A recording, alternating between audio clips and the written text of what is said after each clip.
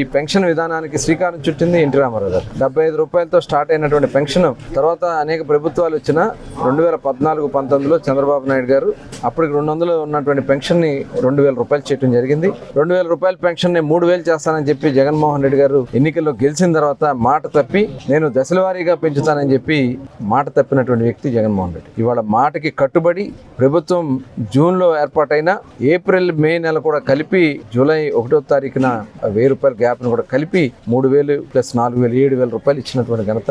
ఇవాళ ఒక వితంతువులకి వృద్ధులకే కాకుండా వికలాంగులకి 6000 రూపాయలు పెన్షన్ పెంచడం జరిగింది. అదేవిధంగా క్రానిక్ డిసీజ్ ఉన్న వాళ్ళకి అటు ఎయిడ్స్ కానీ లేకపోతే కిడ్నీ ప్రాబ్లం కానీ ఉన్న వాళ్ళకి 10,000 రూపాయలు ఇస్తా ఉన్నారు. అదే కాకుండా ఇవాళ 100% డిజేబిలిటీ ఉంటే 15,000 రూపాయలు ఇస్తా ఉంది ప్రభుత్వం.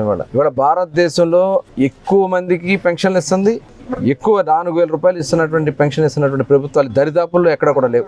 100లో ఉంది పెన్షన్. ఒక్క హర్యానాలో మాత్రమే 2,000 రూపాయలు ఇస్తున్నారు. అది కూడా నెంబర్ చాలా తక్కువ.